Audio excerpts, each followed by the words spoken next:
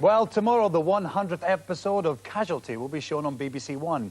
After 7 years in the accident and emergency unit of the programme's fictitious hospital, the actors have picked up a few special skills. And not just the ability to shout "scalpel" at the first sight of blood. We asked the cast what they've learnt and how their attitude to doctors and medicine has been changed by working on the series.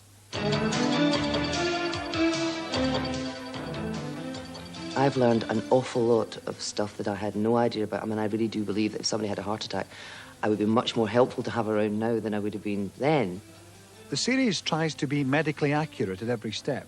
Not only do doctors advise the scriptwriters, but all the main actors have to spend a day shadowing their real-life counterparts at the Bristol Royal Infirmary, the hospital near the studio.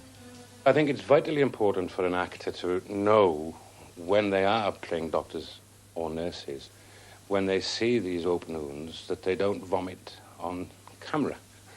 And therefore, it is vitally important for any actor to go and experience the realities of everyday life in an A&E department. I went for a day's shadowing at the Bristol Royal Infirmary and shadowed Dr. Jeff around for a day. And I shall be doing more of that before the next series. I had a white coat on, so they thought that I was a doctor. And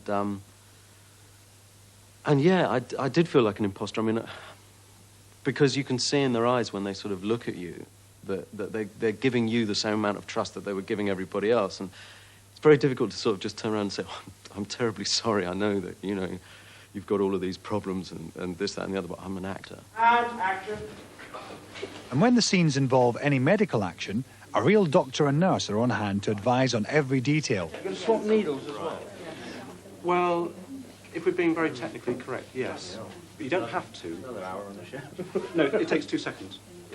So I draw up from the ampule in one, perhaps with a green needle. We give very specific technical advice about how to do stitching, putting dressings on, how patients are positioned. I'll go straight into doing that without... Rob is doing a sort of external cardiac massage.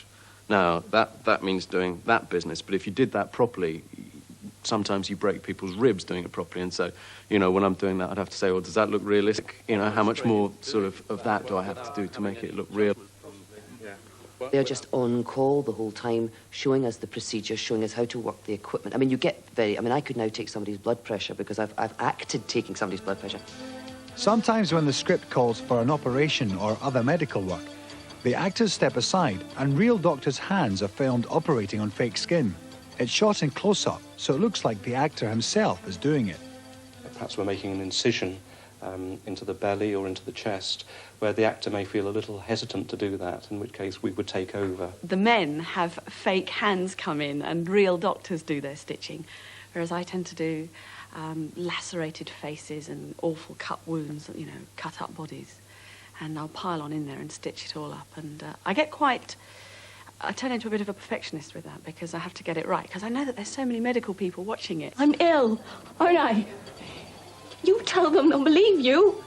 No! Sometimes you just feel a little bit sort of sore and you think, well, that's how nurses feel, you know. They'll go off into the linen cupboard and have a cry. All right, No, come on. That's it. The drama of everyday life in a hospital wins Casualty an audience of 16 million. And whatever the week's medical crisis, those viewers enjoy the feeling that they are in the capable hands of medical professionals. The day after I got the job, I was in a chemist's in Bath and the poor old chap in front of me collapsed.